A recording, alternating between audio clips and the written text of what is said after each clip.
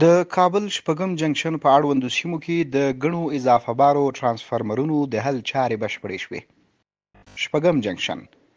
دا هغه مرکز دی چې له دې لارې د کابل نږدې 2,000 پیریدونکو ته د برېښنا رسونې خدمتونه او چوپړتیاوې وړاندې کیږي او د دوی تخنیکي ستونزو ته د همدې مرکز له لارې ورته رسیدګي کیږي. د نوموړي جنکشن مسؤل اختر محمد صهیب وویل د امارت په راتګ سره د دې جنکشن په بیلابیلو برخو کې د شبکې اصلاح، په ځانګړي ډول د اضافه بارو ترانسفارمرونو د تشخیص او د دوی ستونزو د حل په برخه کې د تخنیکي کارکوونکو له لوري پر وخت اقدام ترسره شوی چې په پایله کې د بیلابیلو سیمو اړوند شاوخوا 11 پایو ترانسفارمرونو د تقویت کولو چارې بشپړې او دې سره د اضافه بارۍ ستونزه په بشپړ ډول حل شوه. ضایعات دې موږ ډېر اوس کم سوي الحمدلله. اصلاح د شبکو وسوله په ټولو ساحو کې او کیبلونه اصلاح سولو، کوم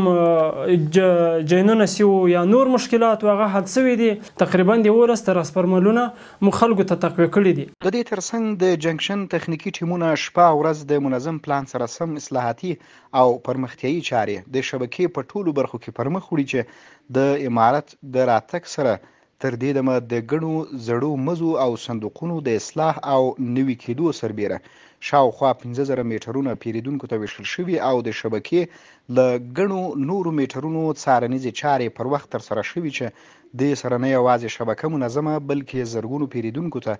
د ډاډمنې برېښنا د برابرولو لاره هواره شوه. د جنکشن مسؤل ښاغلي مولوي اختر محمد صهیب په وینا تر ټولو ستره لاسته راوړنه چې د جنکشن رهبرۍ او د اړوندو تخنیکي ټیمونو د نه ستړي کېدونکو هلو ځلو په پایله کې ترلاسه شوه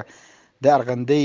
لسم نمبر مزي نوي کول او غځول دي چې دې سره د بطخاک او برېښناکوټ سب سټیشنونو د اضافه بارۍ ستونزه په بشپړ ډول حل شوه. همداراز د زړو صندوقونو د رنګولو او ترمیم چارې هم له نورو لاسته راوړنو څخه دي چې له څه مودې راهیسې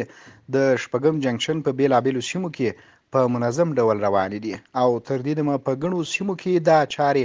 بشپړې شوي دي. ترمیم د صندوقونو د بعضې صندوقونه زیات استهلاک سوي وو، نو هغه جوړولو هم اصلاح د شبکې کار جریان لري په ټول جنکشن کې، او هم هغه د قطلین مشکلات هغه هم ورسره حل کوو، او هم نور د خلکو مشکلات ستونزې دي هغه هم په خپل وخت باندې رسیدګي کېږي، خپل مشکلات په خپل ټیم باندې حل کېږي. دې ټولو سربیره د افغانستان برېښنا شرکت رهبرۍ د لارښوونې سره سم